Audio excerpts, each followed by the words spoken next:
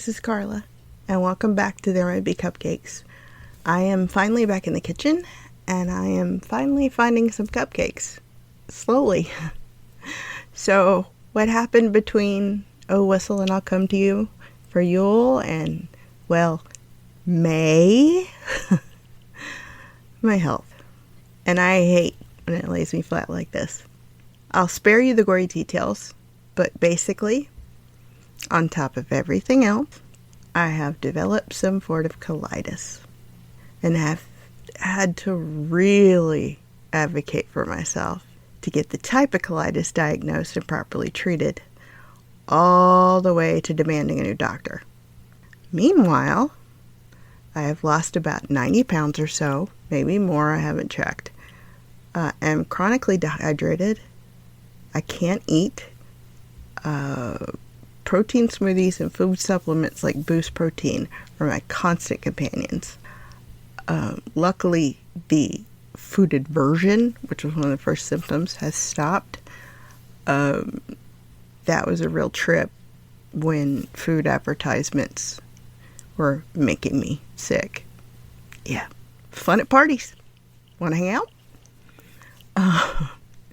And I've learned a lot, to my peril, about how ankylosing spondylosis and Ehlers-Danlos interact with and exacerbate colitis and vice versa.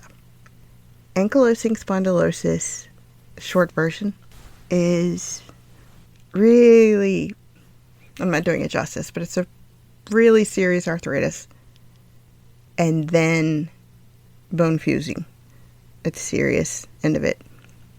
That happens, in my case, with Ehlers-Danlos, because there's, well, bone slippage.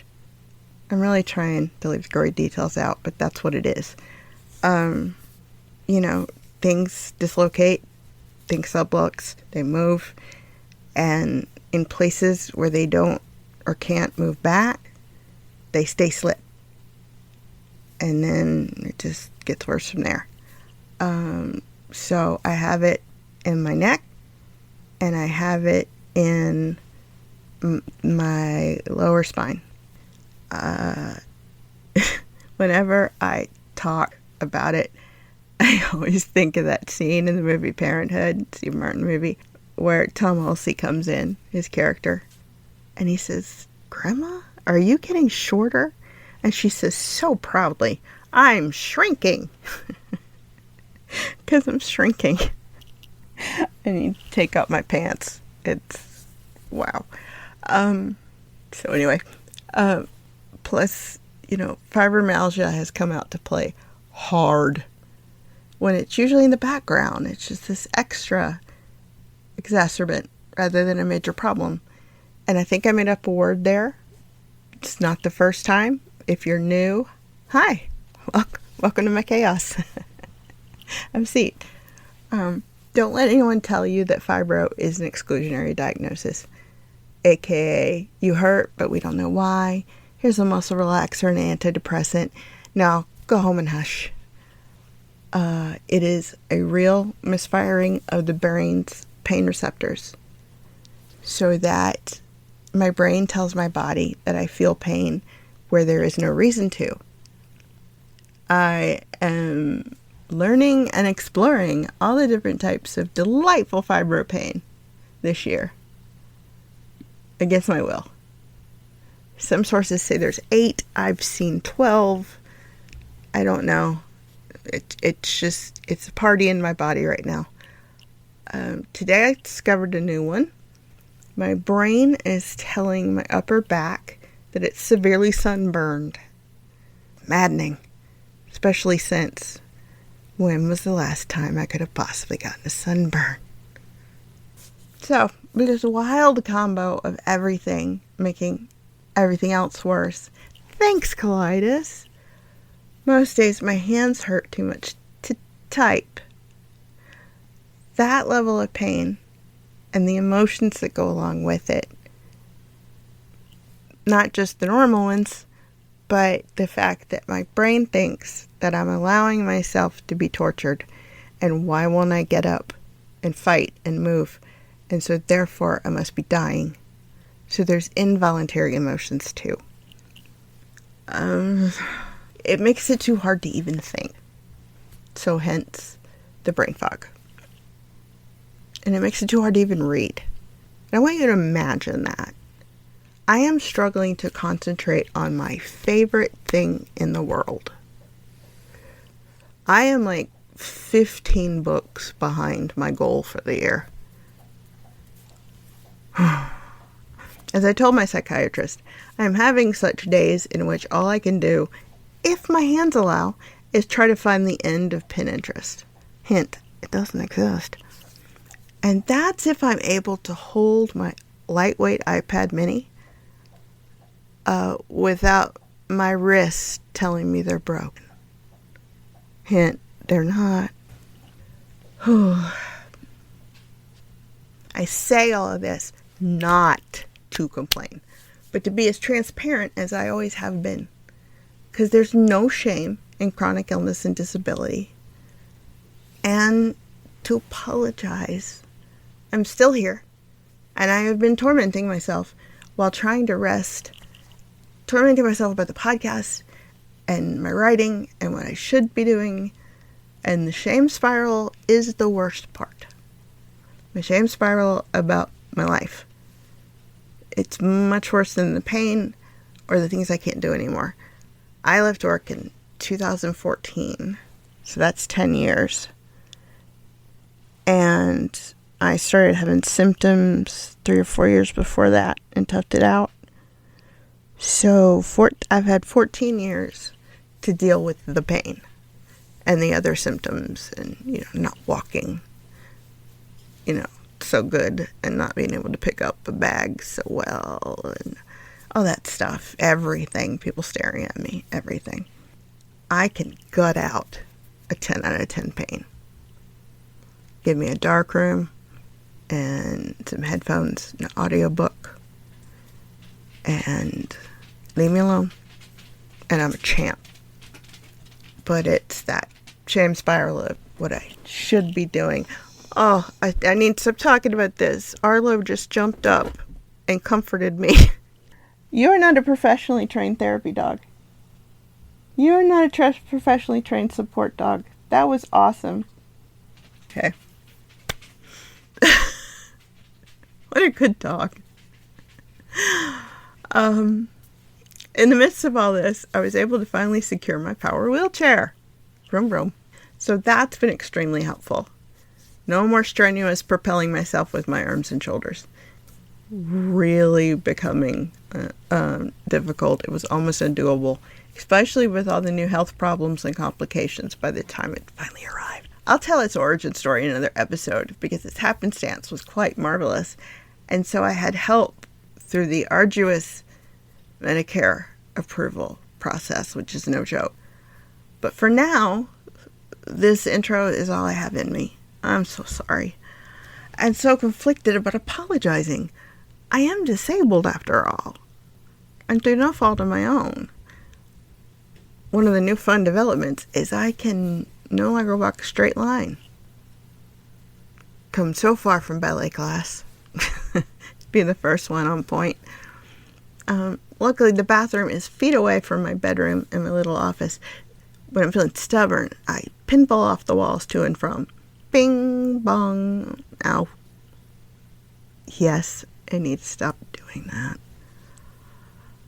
With these new developments and the fact that the colitis testing doesn't start until the beginning of July, but when you get the head of gastrosurgery as your doctor, who is fabulous, by the way, you have to wait because she's really busy as the head of surgery. So there's the trade-off. I might have to set a monthly schedule for myself for the podcast. Instead of this free-floating whenever I can, I hope it's a lot, plan that's not a plan. My body just can't do that anymore, apparently. It's something that we can all count on, and I don't need to publish right on a certain date. If I wake up that morning near the top of the pain scale or the brain fog is at its worst, so it's a win-win for everybody.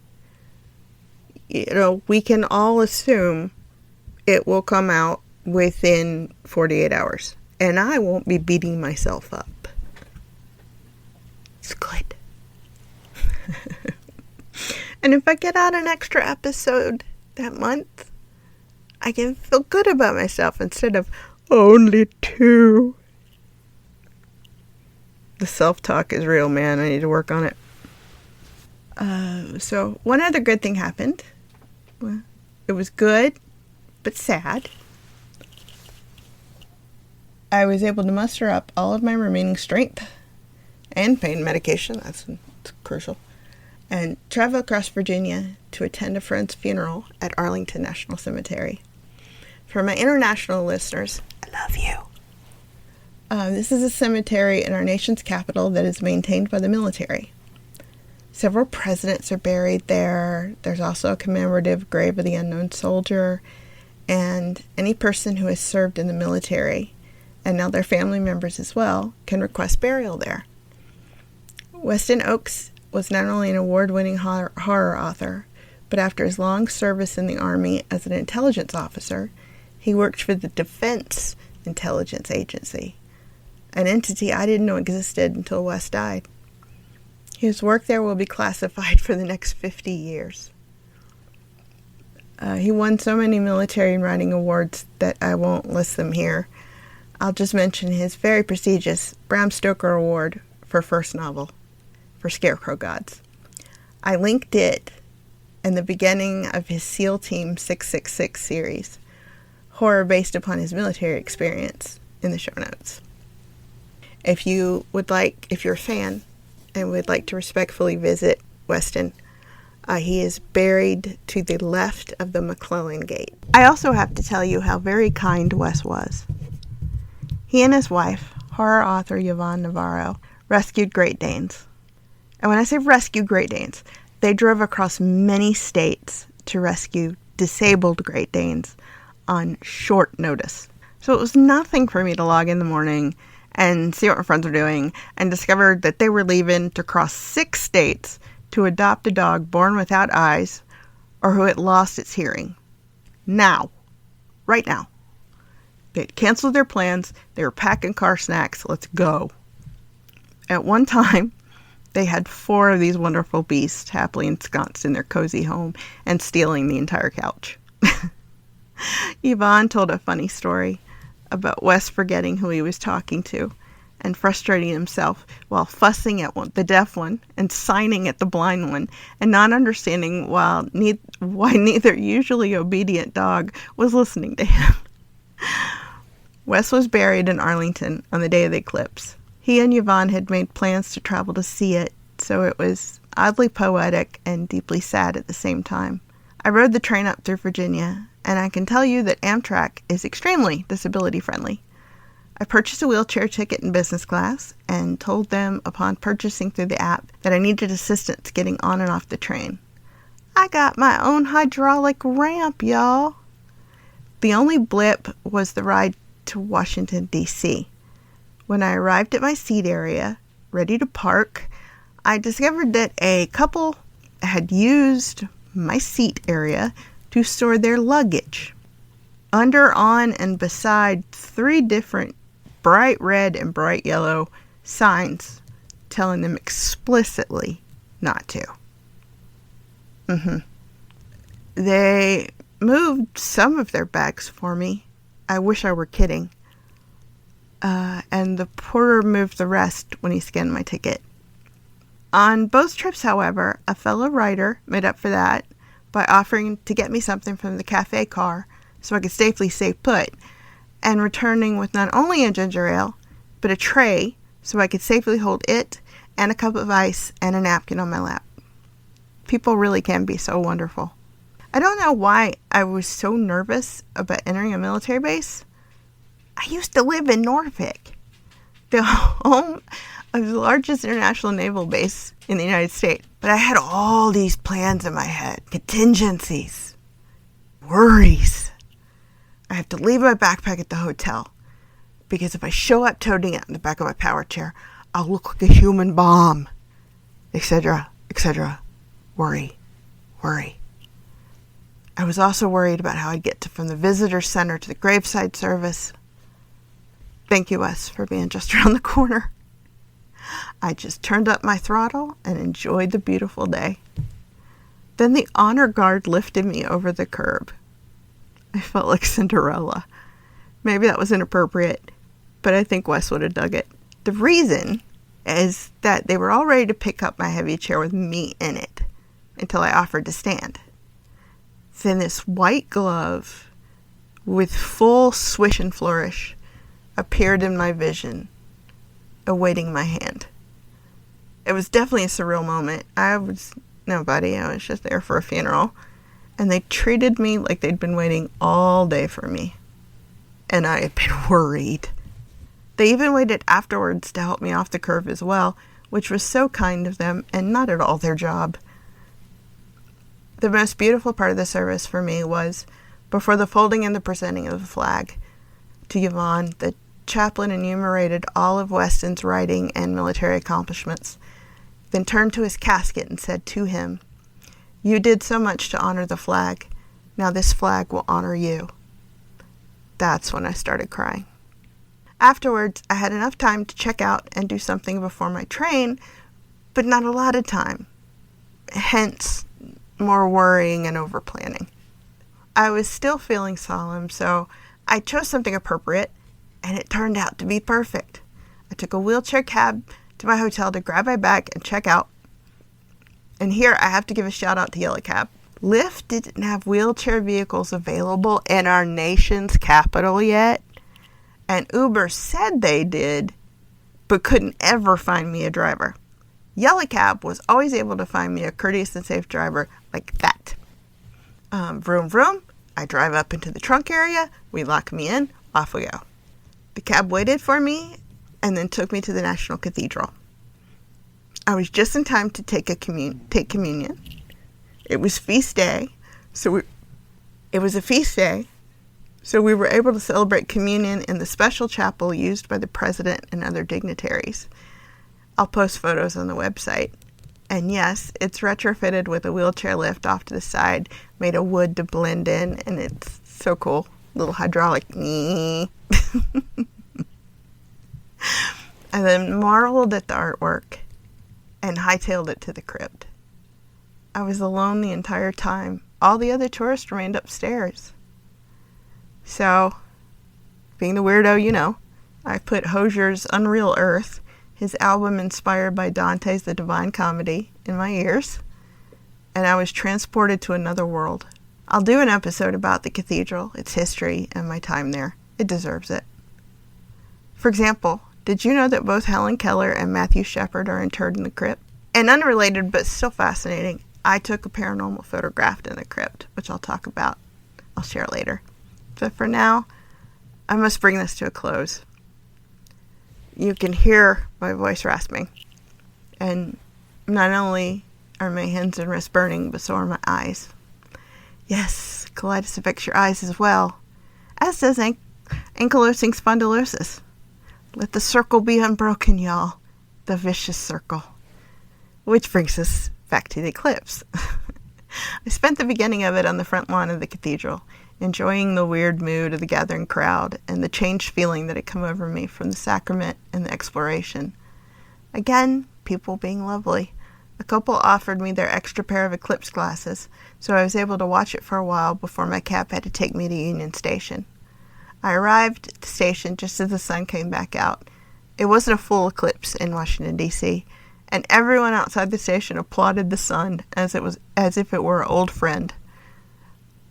I found out what happens when the train schedule gets behind and there's rural spaces on its route. They make up for that time. Open throttle, baby. I didn't realize how much I was shaking, rattling, and rolling until I had to get out of the chair and into the car. So much pain, but worth it. I had needed to do this and needed to go out into the world. And now I know how easy it is to Amtrak. Can't hold me back. I'm knocking on wood furiously, mostly so my body can't hear me say that and respond with, "Hold my Gatorade, bitch." So, how bad is this right now? I meant to publish this during my trip on time for the eclipse, which was almost a month ago. Then I thought, I'll just write up the intro and publish it when I get home. Tomorrow. No big deal. Huh? I slept the whole day the next day. I mean that literally. And writing this, I'm getting ready to sleep between preparing the script and then recording and publishing. But I'm not giving up. You can forget that. I will figure this all out, and I will quit beating myself up, and I will rig up so many accommodations that if I have to podcast hanging from the ceiling Mission Impossible style, then that's what's up. Whatever accommodates my fatigue and pain and other symptoms, so I can write and tell you stories. Because that means the world to me. Hence, the beating myself up shame cycle. But no more of that. So welcome to the last eclipse from my first year of podcasting, 8 years ago. Yes, I missed my 8th anniversary as well. Have a cupcake or your treat of choice in my dubious honor. Love you, and welcome to the King's Eclipse Constant Reader.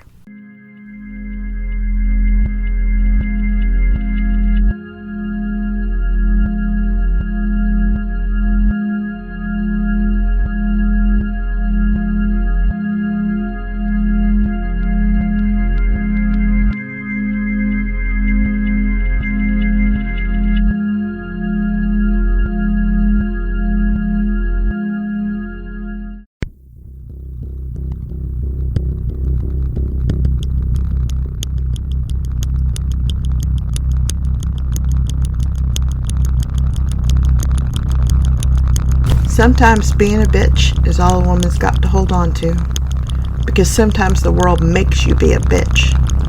When it's all doom and dark outside, and only you inside to first make a light and then tend it, you have to be a bitch.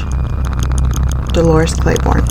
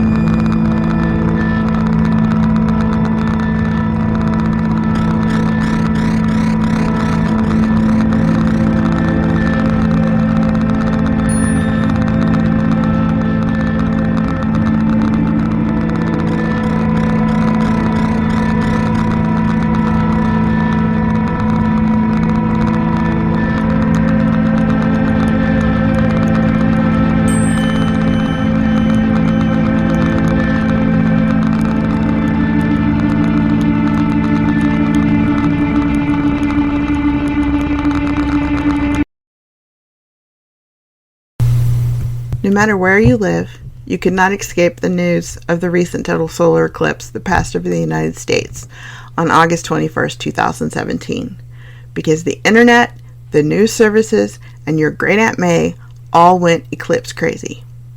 While everyone else was planning watch parties and hunting down safety glasses, I was thinking about horror novels.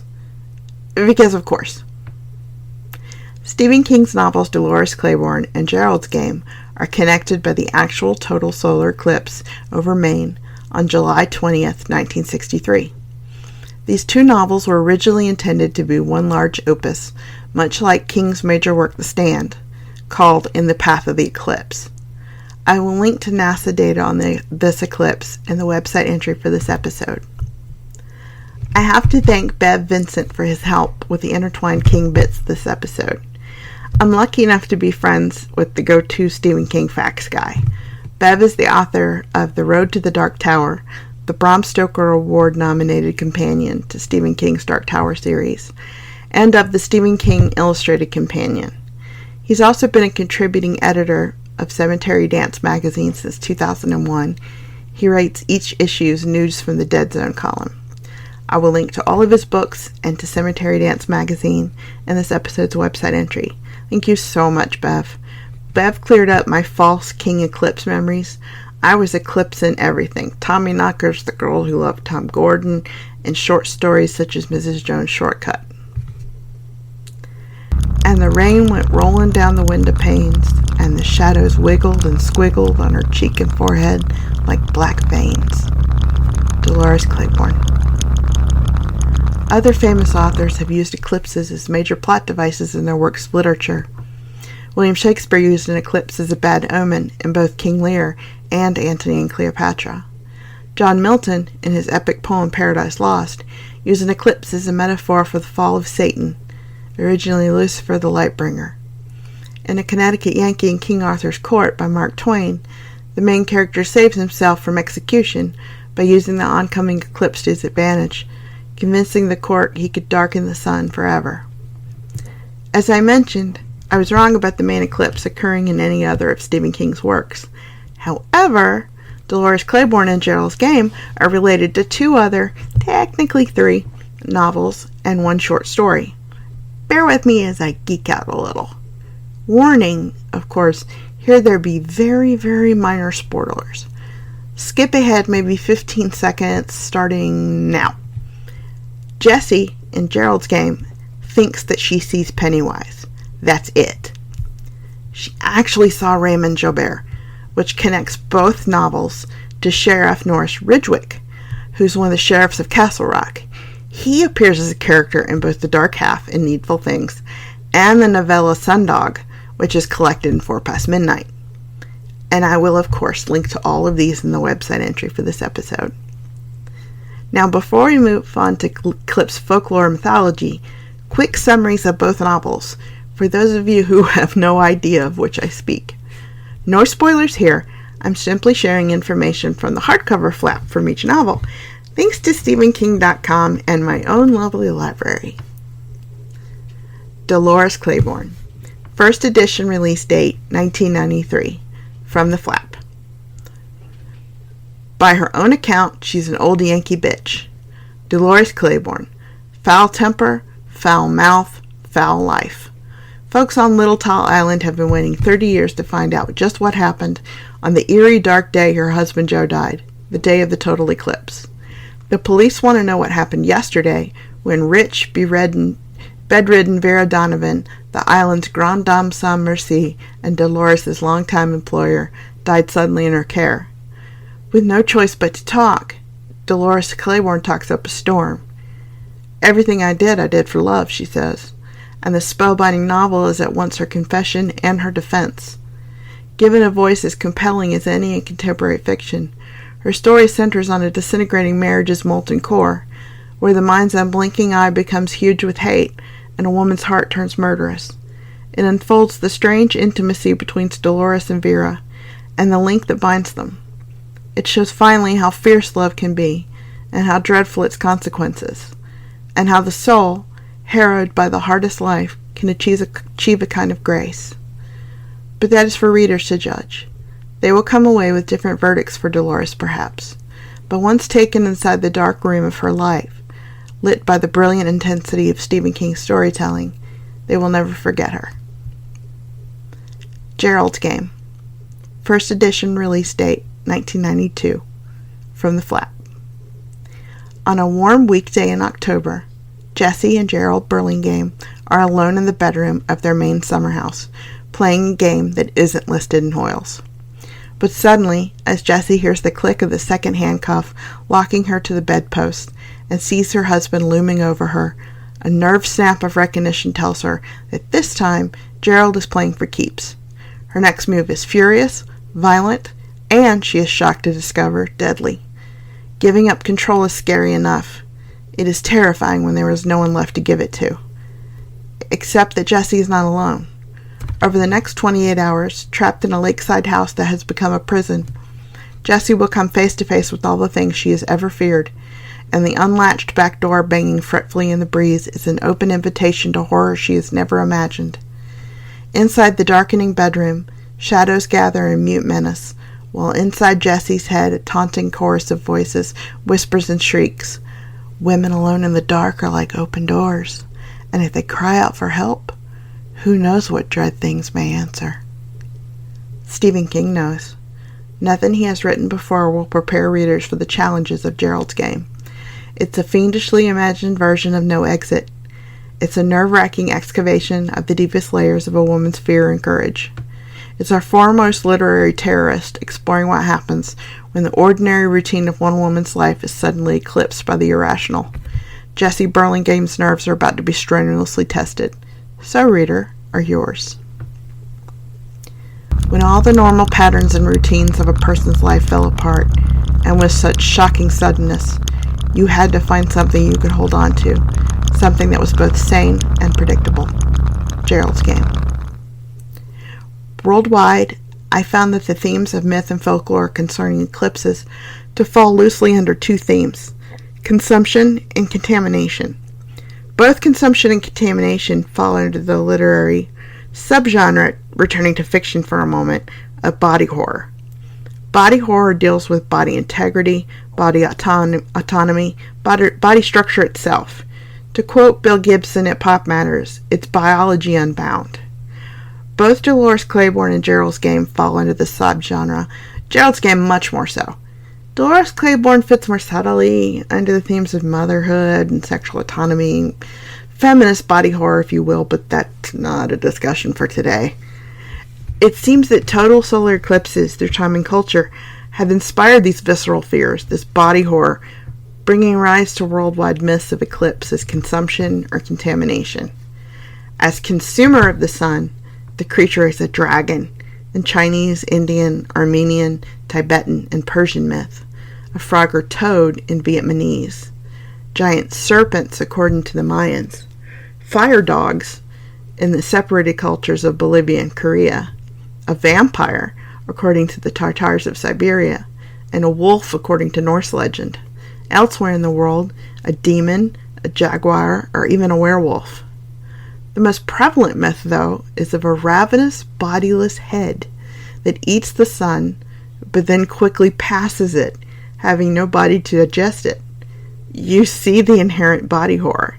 The sun is consumed, but ejected out of the decapitated neck of a creature to shine once again. This version is told in India, China, Mongolia, and Siberia. If anyone ever asks you what panic is, now you can tell them. An emotional blank spot that leaves you feeling as if you've been sucking on a mouthful of pennies. Gerald's Game. The most elaborate version of the bodiless devouring head to come down to us is Indian, in the Sanskrit poem Mahabharata, and I apologize for my pronunciation. A demon named Rahu tried to steal the nectar of immortality from the gods, but the sun and the moon recognized him for the demon he was. Rahu had started drinking the nectar when the god Vishnu hurled a discus weapon at him, which sliced his neck. Upon this apparent decapitation, Rahu's body disappeared. His head, however, had already consumed the nectar of immortality. And so, in revenge for his new immortal but damaged state, Rahu's head would chase the sun and the moon around the sky. Whenever he caught them, he would take vicious bites. But because he had no body, no stomach, no digestive system, they would soon reappear in their rightful place.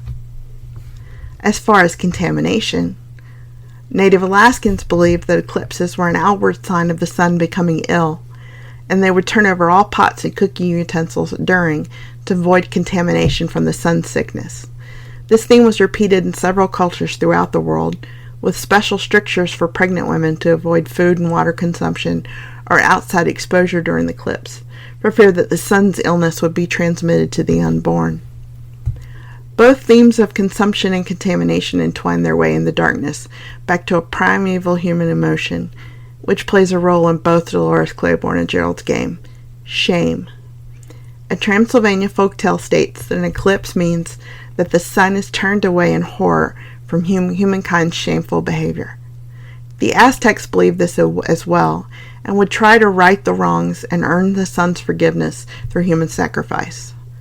Colombian cultures would shout promises to the darkened sun that they would be better people in the future, and they would try to prove themselves during the time of the eclipse by working more diligently in their gardens and at their personal projects to prove themselves to the sun, so that their shame would be forgiven and the sun would shine again.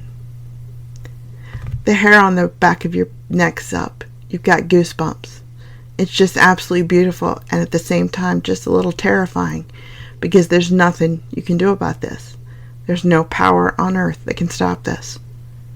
Former NASA aerophysicist Fred Espenak, an authority on calculating the path of eclipses. I hope you've enjoyed this week's short episode. I apologize for it being short, and I apologize for the lateness. Chronic illness waits for no man. But I'm doing my very best to fight it and find my cupcakes. Please support me in my continued efforts by clicking through to Amazon when you make any purchase from the website, theremightbecupcakes.com, by becoming a patron of the show at Patreon, that's patreon.com/Carla Haunted, all one word, or by checking out my lovely sponsor, the best audio bookstore ever, Audible. My sponsor link is audibletrial, one word, .com/mightbecupcakes. And for supporting my show there, you can get a free 30-day trial membership from Audible and a free audiobook to keep no matter what. Of course, this week's suggestions for that free book are Dolores, Claiborne, and Gerald's Game. Both are narrated by Francis Sternhagen, who is a wonderful character actor and has been two king characters in film. The sheriff's wife, Virginia McCain in Misery, and Irene Repler in the movie version of The Mist. Again, thank you to Bev Vincent for correcting me when I tried to eclipse a great portion of King's work. I will link to Bev's books on the website. Please check them out. Also, I want to give a shout out to a relatively new podcast done by two friends of mine, Tim Scott and Chuck Hawk Walters, Dead Ball. It's a baseball history podcast. This is appropriate because, like Stephen King, I too am a Red Sox fan, and this is playoff season. So, although neither Jesse nor Dolores could give a fig, having bigger fish to fry during the eclipse, please do listen to Dead Ball, and then rejoin me next week for another episode of There Might Be Cupcakes, because telling you stories makes me happy, and that's my cupcakes right now. How does the light return to the world after the eclipse of the sun? Miraculously, frailly, in thin stripes. It hangs like a glass cage. It is a hoop to be fractured by a tiny jar. There's a spark there. Next moment, a flush of dun. Then a vapor, as if earth were breathing in and out, once, twice, for the first time. Then under the dullness, someone walks with a green light. Then off twists a white wraith. The woods throb blue and green, and gradually the fields drink in red, gold, and brown. Suddenly a river snatches a blue light. The earth absorbs color like a sponge slowly drinking water.